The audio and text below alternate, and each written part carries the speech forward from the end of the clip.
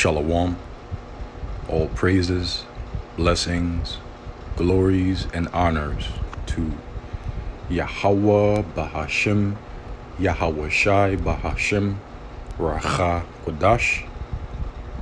Double honors to my elder apostles and bishop elders of Great Millstone, who have taught me this truth, as well of men of like mind.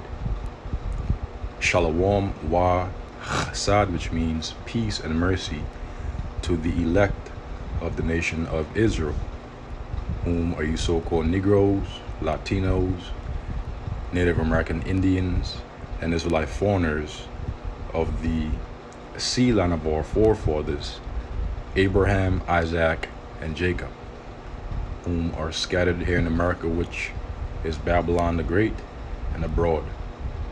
To you I say Shalom, and Yahweh Bahashim, Yahweh Shai Ratazah. This lesson is edifying.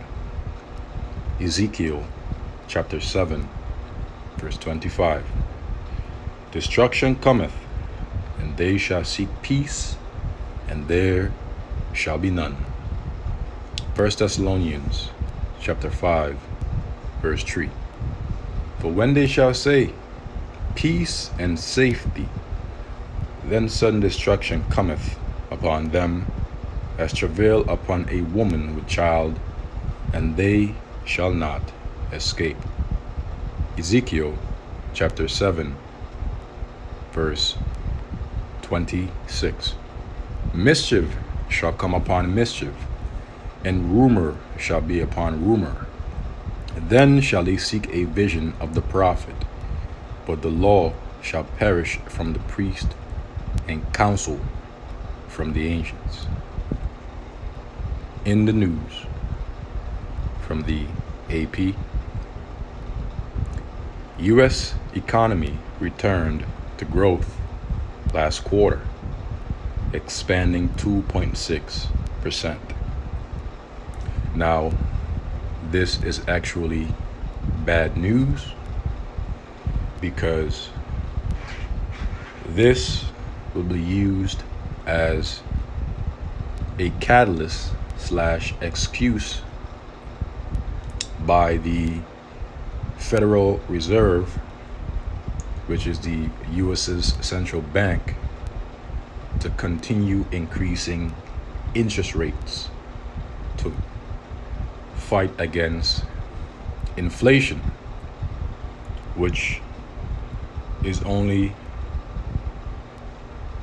driven or fueled by an expanding economy due to high velocity, which, as we learned in the past, is the flow of money within an economy. And if there is high velocity within an economy that is experiencing inflation,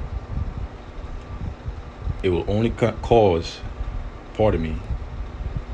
inflation to continue rising. So this is actually bad news. And another article, as an example, supports this. Here from the RT, Eurozone sees highest interest rates in decade. The European Central Bank has introduced another 75 basis point hike to curb inflation despite recession fears.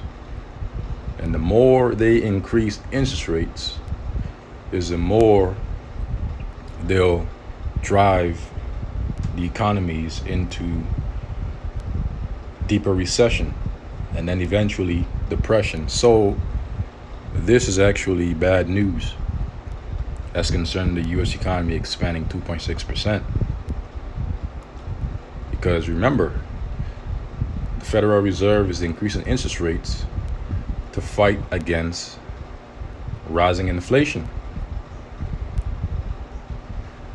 So basically what they're going to do is that they're going to continue to increase interest rates which will force businesses, corporations to feel the squeeze and eventually have to lay off their employees.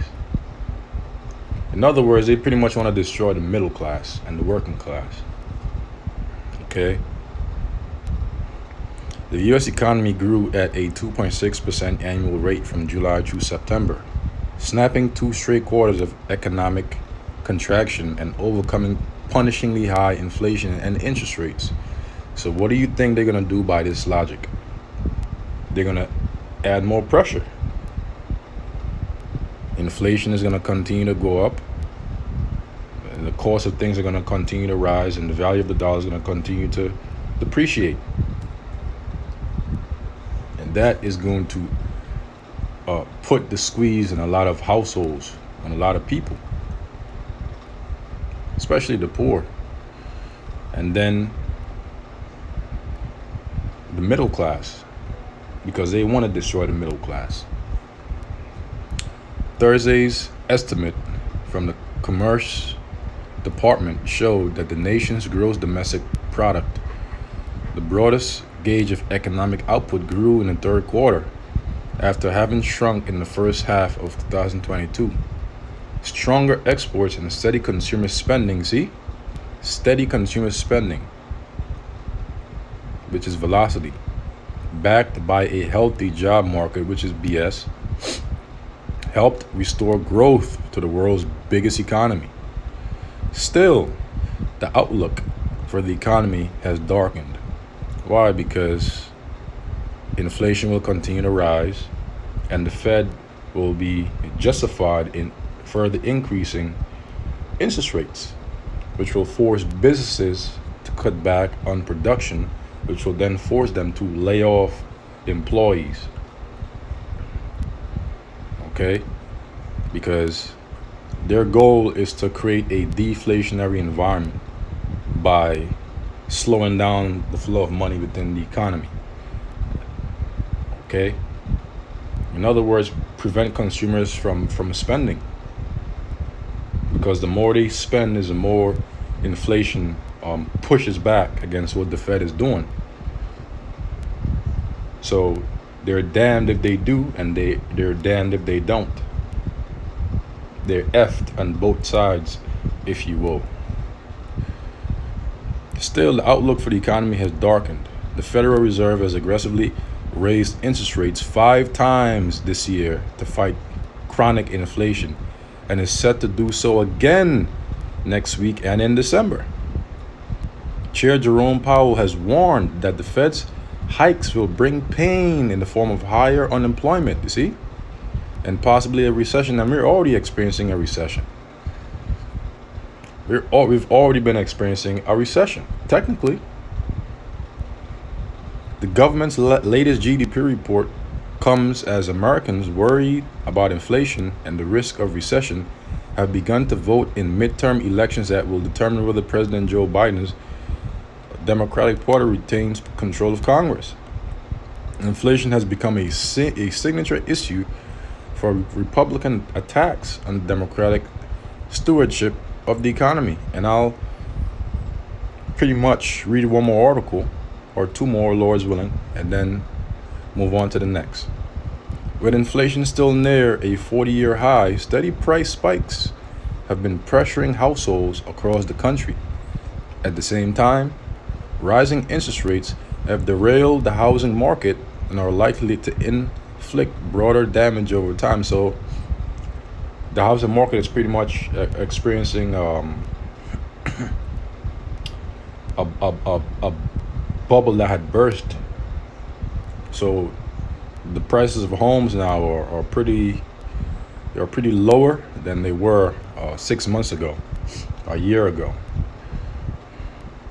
So a lot of people that had bought homes last year at ridiculously high prices, they're feeling the squeeze now because all that value had been lost. So now their homes are worth less than what they had originally paid for them. So they got caught in a bubble.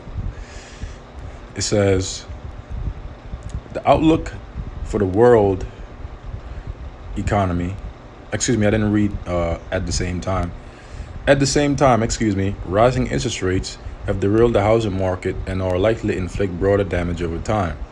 Okay, so I did read that. The outlook for the world economy, too, grows bleaker the longer that Russia's war against Ukraine drags on, and that's their vehicle, so to speak. Last quarter's U.S. economy growth reversed annual declines of 1.6% from January through March and 0.6% from April through June. Consecutive quarters of declining economic output are an informal definition of a recession. But most economies have said they believe the economy skirted a recession, noting the still wrestling job market and steady spending by consumers. Why? Because they have money. They're still enjoying the luxuries, the comforts of life as we speak. But very soon, all that will change. Most of them have expressed concern, though, that a recession is likely next year as the Fed steadily tightens credit. And I will conclude reading this article here, and we'll move on to the next, Lord's willing. I'll leave it in the description box of the lesson, Lord's willing. Eurozone sees highest in interest rates in decades. The European Central Bank doubled its benchmark interest rates on Thursday, according to data published on the regulator's website. The ECB opted for a second straight 75 basis point hike, which will take effect Wednesday, November 2nd, next week. The interest rate on the main refinancing operations was lifted to 2%. The rate on the deposit facility was fixed at 1.50%, and the rate on the marginal lending facility was set at 2.25%. According to the regulator's data, the same level of interest rates was last seen more than 10 years ago. The previous increase of a similar scale was made in September. The ECB has been trying to bring under control an inflation rate that currently stands at around 10%. So if people are still spending in the economy, if the economy is expanding in such an inflationary environment, what do you think is going to happen? It's going to only continue to push inflation higher and force these central banks to double down on their increases of the interest rates. Okay, so a lot of things are going to happen, man, as far as, the economies go around the globe. A lot of economies are going to aggressively implode, and a lot of people are going to unprecedentedly feel the squeezes, man. It's gonna be real bad. And you know what, man? Bad is an understatement. Which is 5 times higher than its target level. The interest rate influences costs for consumers and businesses, right? See that? Because many businesses, they depend on credit debt to continue to thrive. On their balance sheet, they call it liabilities. But if it's harder and more expensive to borrow, then what do you think is going to happen? They're going to begin to default, and eventually they're going to go into bankruptcy. But before that happens, they'll begin to lay off employees, because they won't be able to afford to keep them around and to sustain their usual output of production, so that they could bring in more money to expand their businesses and to also pay back off their debts while keeping their profit, their spread. It says, which is 5 times higher than its target level. The interest rate influences costs for consumers and businesses. Higher rates mean less borrowing, see that, and lower consumption, thus cooling price growth. In other words, deflation. However, the resulting slower economic activity could lead to a recession, which is what many economists have predicted will happen in the EU at the end of this year and early next year. Some EU lenders, such as newly elected Italian Prime Minister Giorgia Meloni and the French President Emmanuel Macron, have spoken out against interest rate hikes. That concludes this article.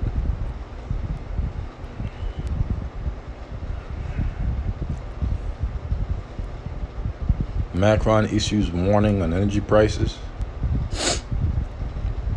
German energy giant explains paradoxical move on renewables.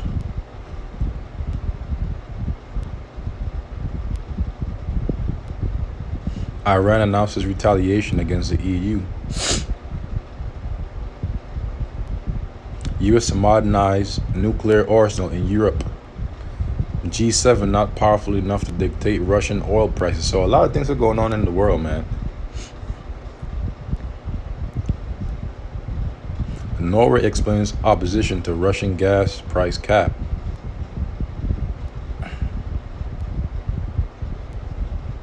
Pentagon conducts hypersonic tests.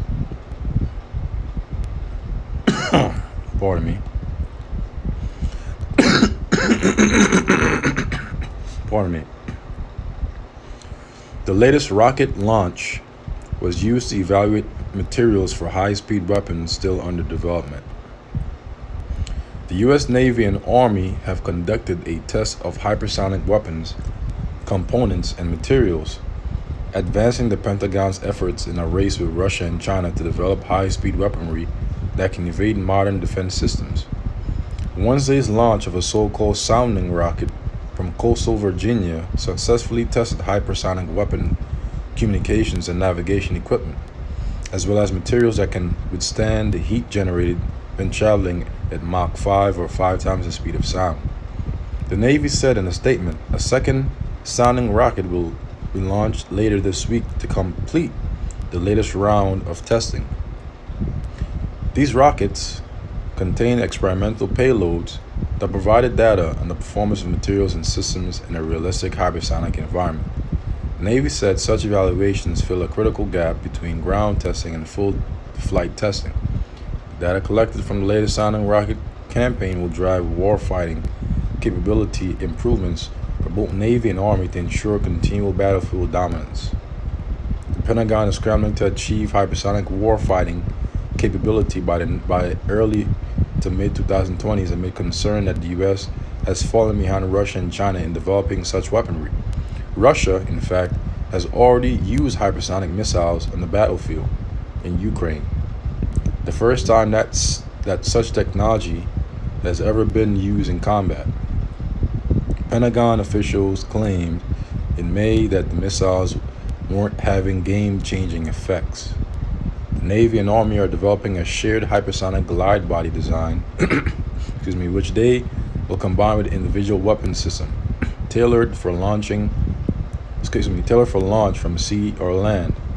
Their first full system test, conducted in June, failed when an unspecified anomaly occurred after ignition. An earlier prototype test flopped last year because of a booster failure. Hypersonic glide vehicles are carried into the upper atmosphere by rockets, then glide to their target at speeds of Mach 5 or higher. Their speed and maneuverability make them difficult to intercept with current defense systems.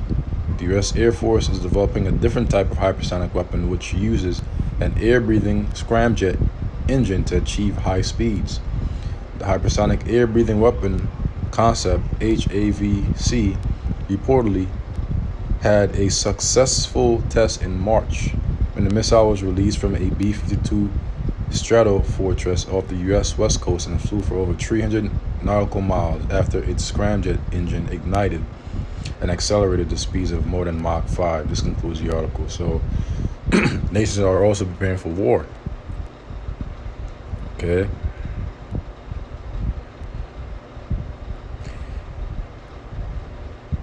U.S. diesel shortage worsens. Ooh, this is pretty bad news. U.S. diesel shortage worsens. U.S. warns about a potential terrorist attack. So, these are pretty big news, man. A lot of truckers, they need diesel to carry goods from state to state. Supplies of the fuel are at a 14-year low amid a ban on imports from Russia, portending further price spikes. So expect to see diesel go back up. Now, I'm not going to read the article. I'll leave it in the description box of the lesson. Another article reads, U.S. warns about potential terrorist attack. A Johannesburg neighborhood is being targeted, according to the U.S. Embassy, which gave no details. So keep an eye on the news concerning this. And let's get back to the scriptures and conclude the lesson. Ezekiel chapter 7 verse 25. Destruction cometh, and they shall seek peace, and there shall be none. So destruction in the form of Jacob's trouble, in the form of famine, in the form of death. Wild beasts are coming as scourges for amendment against 2/3 of the nation of Israel. And they shall seek peace. So when the times of trouble come, they're going to attempt to seek peace, but there shall be none. Mischief shall come upon mischief, bad news after bad news, and rumor shall be upon rumor. Then shall they seek a vision of the prophet. So they're gonna want answers. They're gonna attempt to seek out the men of the Lord, but they won't be able to find the men of the Lord. But the law shall perish from the priests and counsel from the ancients, because their leaders that they look up to, T.D. Jakes, Creflo, Agimio Dala, Joel Osteen, and all these different false prophets that they look up to, they won't have the answers for them. In fact, they'll lead them to their deaths, to their destruction. If the blind lead the blind, both shall fall into the ditch. Okay, so, that's pretty much it. Keep it nice and sweet, short. Lord's willing, this lesson was informative. Until the next Lord's willing, I say shalom.